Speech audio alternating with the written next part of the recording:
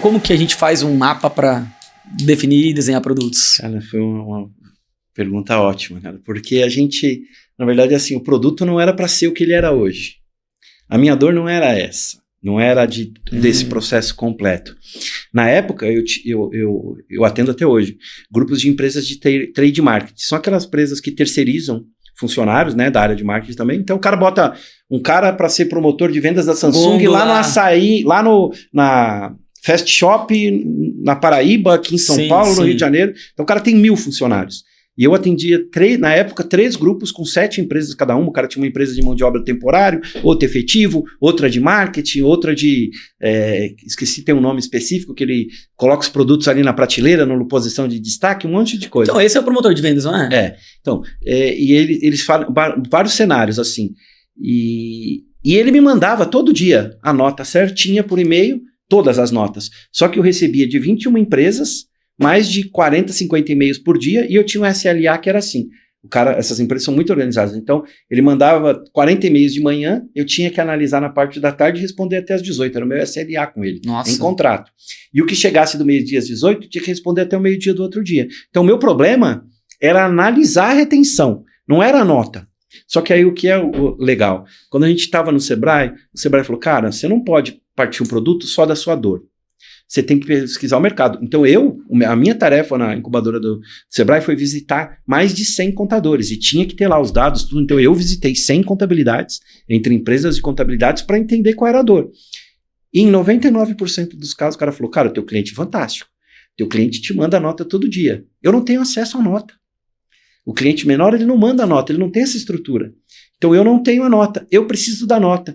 Então o produto, a princípio, era o contador ia mandar a nota, a gente ia fazer a análise da retenção e devolver para ele. Não ia nem ter um app. Ia ser um produto de me manda por e-mail, como eu recebia. Eu analiso e te devolvo. Essa planilha com as informações ou a nota com a informação. O cara falou, não, eu não tenho a nota. Então eu preciso que você vá buscar as notas na prefeitura. Olha que louco. E aí a gente falou, poxa, eu preciso, é essa a dor. Essa é a primeira dor. Então a gente falou, cara, precisa ser dessa forma, porque se não for isso, eu não atendo o mercado. E o Sebrae falou, cara, você está olhando um produto para você, não um produto para o mercado. Então você está pronto para adaptar essa situação para o mercado? Então foi o primeiro ponto, foi muito legal, porque a gente teve que ouvir o mercado para entender se realmente... E aí a gente entendeu que a dor do mercado era outra, totalmente diferente da minha. O final é o mesmo, né? Eu não consigo fazer essa análise consultiva das retenções rápida, porque não tenho acesso. Agora a forma... Né? Não é porque eu recebo um monte de nota, é porque eu nem recebo, né? Então, na verdade, para resolver esse problema, você tava assim, ó, eu vou sair daqui numa linha reta. Não, eu vou ter que ir aqui, aqui, aqui, aqui, para depois chegar nessa resolução, né? É isso aí. Então, assim, é escutar o mercado. E a gente escutou muito o mercado, o tempo todo. A gente nunca foi que nem empresas, o conselho dos 100 maiores clientes. Não, cara. O cliente deu uma opinião ali, um feedback construtivo, ele entra ali. A gente melhorou o produto muito por demanda de cliente. Hoje a gente tem um módulo Reinf, então o usuário consegue fazer tratar a natureza da operação dentro da plataforma, e se ele quiser, ele transmite a Reinf pela plataforma, os arquivos, os 2 arquivos que são das retenções, ou ele integra isso no software contábil pronto. Por que eu desenvolvi isso? Numa administradora de condomínio não tem contabilidade, não tem software contábil. Quando foi contratar, a gente falou, cara, eu tenho 4.000 condomínios. Só que eu só vou contratar vocês se vocês resolverem o problema da Reinf, porque eu vou ter que fazer na unha. Para nós foi uma oportunidade enorme. A gente fez, ficou um ano testando com ele, quando a gente lançou para o mercado, foi uma adesão enorme, porque todo mundo estava tendo problema com o software contábil, fazer o depara do código da natureza, do serviço para a natureza da operação, estava fazendo isso manualmente. Foi um outro serviço correlacionado ao nosso produto que apareceu e gerou outras demandas manuais. A gente, cara, tem que entrar na automatização, eu tenho que tirar o peso do cliente disso. Então, muito ouvindo o cliente, o tempo todo ouvindo o cliente, o tempo todo. Desde o começo, a gente mudou o formato que era, escutando o cliente, entendendo que a dor era ter a nota. Sim, sim.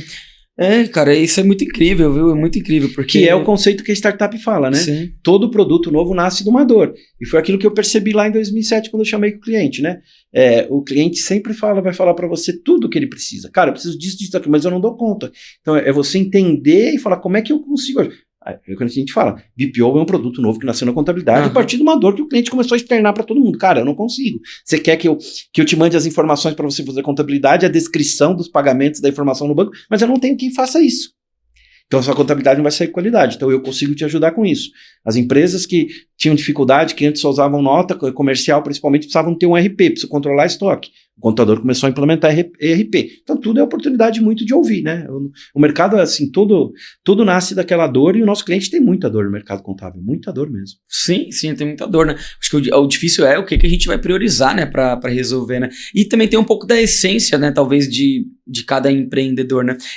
Essa discussão, que é uma discussão de produtos, eu tenho muito ela na Moonflag. A gente criou muitos produtos ao longo dos anos, né? E até mesmo, assim, mudamos a forma como a gente fazia, né? Eu hoje tenho conversas até com alguns caras que são mentores de agências de marketing e eles ficam bem impressionados, assim, com o resultado que a gente tem como agência, né? Tanto os nossos indicadores, né? O crescimento e tudo mais. E eu atribuo isso a enxergar a visão de produtos de uma forma diferente. Tanto que eu sou um cara que eu defendo muito essa ideia, que eu acho que a gente, como prestador de serviço, a gente tem que envelopar a nossa solução para que ela se assemelhe a um produto, e um produto não resolve todos os problemas. Então você tem que ter mais de um produto. Tem que ter uma esteira de produtos, Sim. Que aí é quando fica interessante, aí fica legal. Né? Que você tem um produto, cara, tenho aqui uma contabilidade. Eu posso ter a contabilidade da arfista, que brincando com o que você disse, desde que esteja muito alinhado para o cliente qual que é esse produto, Sim. Quais são as limitações desse produto, mas às vezes ele vai atender a uma determinada camada de empresários. Só que talvez tenha um cliente que vai precisar de uma contabilidade mais voltada para uma controladoria. Que aí eu vou precisar, cara, de um outro nível de profundidade e contato. E não tem problema, eu posso ter esse produto aqui, desde que esse cara pague por esse produto. Tem mercado e cliente para todo mundo. Exato, eu posso ter o BPO financeiro, desde que o cara pague para isso. E assim, e até mesmo o que é legal é que às vezes um cliente que está naquela contabilidade básica, ele pode progredir para uma contabilidade mais consultiva, vamos chamar assim, e inclusive pagar mais por isso. Né? Então eu gosto dessa ideia, eu acho que quando isso funciona é legal. Quando a gente só bota o nosso serviço como assinatura, é tipo assim, o cara acha que tá tudo incluso. Então ele contrata a contabilidade, ele acha que vai...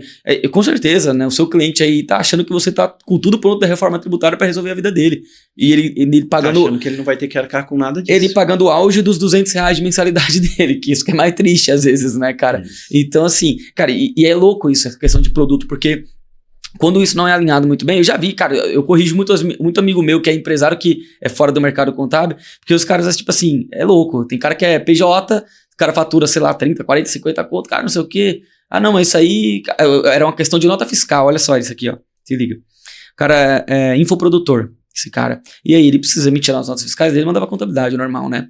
Aí ele emitiu as notas fiscais dele, o sistema dele de emissão de notas fiscais deu pau em um mês. E meio que, não sei por alguma razão, represou as notas e emitiu 2 vezes as notas no mês seguinte. E aí, tipo assim, pô, lógico que ele pagou mais imposto. Ele não pagou nada em um mês. No outro mês ele pagou muito. Ele ficou bravo com a contabilidade dele. Ficou bravo, porque ele fala, como assim? Tá, mas você tem que ver isso. Cara, olha o nível, a loucura que o cara tá fazendo, né? Eu falei, cara, você é doido. Quando você não pagou imposto ou pagou muito menos que a média, você não se importou, né? Que aí, se você que é o responsável por emitir a nota fiscal, não emitiu todas as notas, pagou menos imposto porque não mandou todas as notas, depois acumulou, emitiu tudo no mês seguinte, e aí quando tu paga mais imposto, você atribui a responsabilidade para a contabilidade.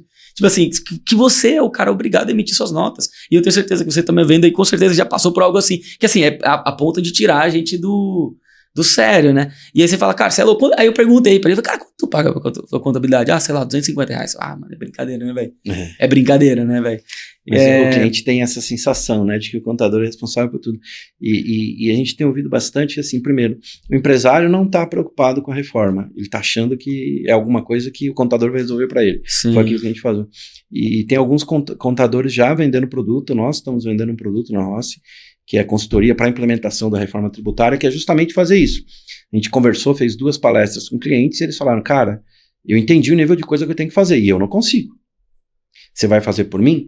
E aí a gente falou, cara, estou montando um produto para conseguir te atender, mas isso vai ter um custo. Então as palestras foram para conscientizar o cliente Sim. de que ele tem que ter, né, um material, e aí não precisa ser uma palestra, né, dependendo do teu perfil. Um comunicado, uma informação. Um vídeo, né? Um webinar, sei lá, um negócio online. Pontuando o que precisa, do que se trata a reforma, ainda que não é algo. Mas e aí você consegue criar um produto ou uma solução tua para atender. Uma assessoria, vou te cobrar X a mais por mês, por hora, para te ajudar a fazer isso, ou eu vou fazer, montar um time, como a gente fez, montar um time para te fazer vender a implementação da reforma, para fazer todos os processos que tem, estruturar ali o que você vai entregar no produto, para ficar muito claro para ele o que você vai entregar, fazer um contrato, é isso que está entregado, isso está no escopo, isso não está no escopo.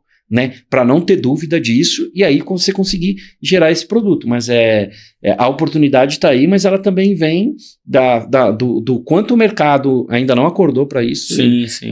Todo mundo acha que isso vai acontecer para agora em janeiro, quando tiver que mudar o padrão da nota. Muita gente, dia 5 de janeiro, a hora que você volta do feriado de final de ano, não vai emitir nota. Vai ser um caos para a contabilidade do dia 5 de janeiro. Porque a contabilidade que não orientar o cliente que ele precisa se adequar, não vai conseguir atender ligação no dia 5, porque o sistema do cara vai travar, ele não vai emitir nota fiscal no dia 5 se ele não tiver estruturado o RP dele, não tiver parametrizado. Que loucura. É uma loucura e ninguém tá olhando para isso, tá? Não vai acontecer nada. E o cliente vai reclamar de quem? Peraí, eu não tô emitindo nota porque eu não adequei o meu sistema. E aí vai ser culpa do contador. Voltando no que você acabou de falar da culpa do contador porque eu não tô emitindo nota.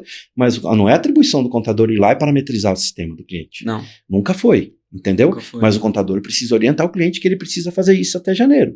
Senão você é omisso. A hora que você é omisso, você é responsável. E é aí onde o cliente culpa o contador, porque a gente acaba sendo omisso em muitas coisas. Então o mínimo que eu tenho que fazer é, qual é a legislação, tá? Entrar, mandar para o meu cliente, não adianta mandar e-mail. O cara não lê e-mail. Não adianta falar. Ou finge que não lê também, ele né? vai ver ou vai fingir que não vai ler. Falar, cara, você me mandou um e-mail e não falou nada. Então você tem que conscientizar, arrumar uma forma de conseguir atingir o teu cliente, nem que seja alguns minutos ali, o time colocar para atender, para falar para o cliente, teu time fiscal, ou você, se é só você como empresário, né? Chegar e falar, ó, cliente, isso muda a partir de janeiro, é o primeiro ponto da reforma tributária e você precisa estar adequado, senão você não vai emitir nota em janeiro. Nós já fizemos essa ação com os clientes. Conversa com o teu pessoal de RP, vamos olhar o que tem que impactar, tem uma parte que é revisar a tua grade de produtos, então a gente consegue fazer isso para você, mas são horas que não estão no escopo do nosso trabalho, vai gerar um custo novo, então é como você apresenta para o cliente, né, a necessidade e o benefício, né? E a gente sempre fala assim, um produto, voltando para o que a gente falou de produto, o cliente só compra um produto quando você mostra que ele é um benefício para ele, não quando você mostra que é uma obrigação. Então se você se posicionar como uma obrigação, você precisa se virar com isso, você tem que mostrar qual é o benefício que ele vai ter com aquilo que você vai entregar para ele.